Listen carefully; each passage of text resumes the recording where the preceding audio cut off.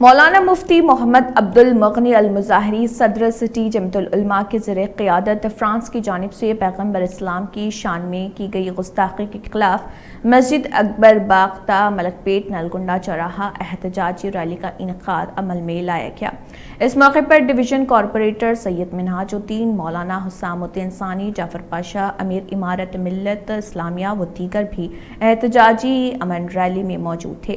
احتجاجی ریلی میں خاموشی و شائستہ انداز میں اپنے مجروح ہوئے جذبات کا مختلف فقروں اور نعروں پر مشتمل پلے کارڈز و بینرز تھامے احتجاج درج کروایا گیا۔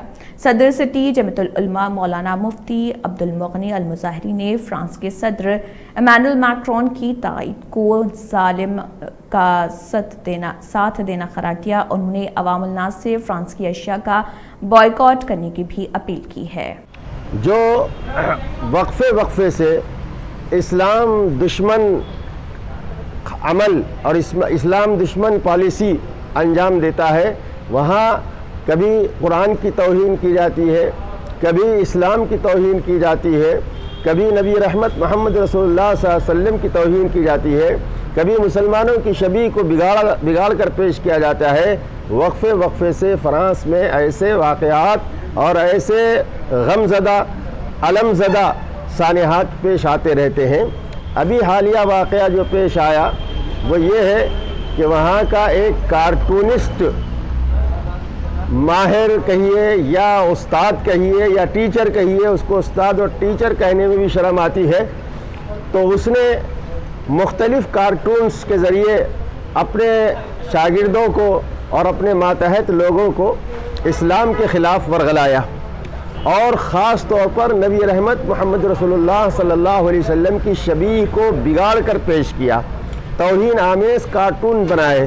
ظاہر ہے کہ اس ایسے کارٹون بنانے سے مسلمان اسلام پسند اور اسلام پر عمل کرنے والے لوگوں کے جذبات مجروح ہوتے ہیں، ان کو اشتعال دلایا جاتا ہے۔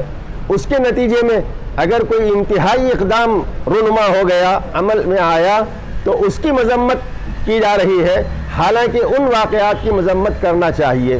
آج ہمارے ملک نے جو فرانس کی تائید کی ہے اور فرانس کی حمایت میں بیانات دے رہے ہیں، انہیں اس بات پر شرمندہ ہونا چاہیے کہ ان کے ہاں بھی اسلام پسند اور اسلام والے لوگ، اسلام کے مذہب کو ماننے والے لوگ ہیں، کروڑوں مسلمان ہیں، اور پوری دنیا میں سینکڑوں کروڑ مسلمان آباد ہیں۔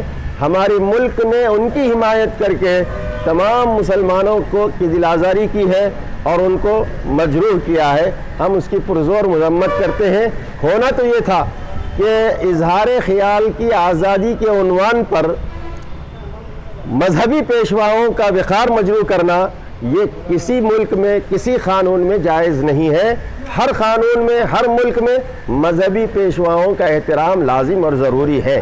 میں آپ کے واسطے سے ایک سوال کرنا چاہتا ہوں کہ اگر فرانس میں یا کسی ملک میں ہندوؤں کے پیشواؤں کی مذمت کی جائے یا ان کے ساتھ ایسا معاملہ کیا جائے تو ہمارے ملک کا رول اور کردار کیا ہوتا تھا اور اس کا رد عمل کیا ہوتا تھا، اس کو بھی سوچنے کی ضرورت ہے۔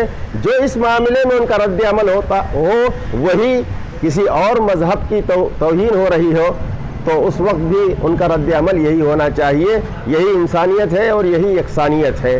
اس لیے ہم فرانس کے واقعے کی بھی مذمت کرتے ہیں اور ہمارے ملک نے جو فرانس کی حمایت کی ہے اس کی بھی مذمت کرتے ہیں۔ اللہ تعالیٰ تمام جو ہے مسلمانوں کو، غیروں کو، اسلام دشمنوں کو اسلام کے خلاف، رسول اللہ کے خلاف اگر کچھ بولنے کی جرأت ہو رہی ہے تو میں یہ سمجھتا ہوں کہ وہ ہمارا غیر مسنون، غیر سنت کردار ہے، جس کی وجہ سے لوگوں کو موقع مل رہا ہے۔ اگر مسلمان 100% سنت پر عمل کرنے والے بن جائیں، سیرت پر عمل کرنے والے بن جائیں، تو شاید کسی کو دنیا میں ایسی ہمت اور جرأت نہیں ہو سکے گی۔ اللہ تعالی ہم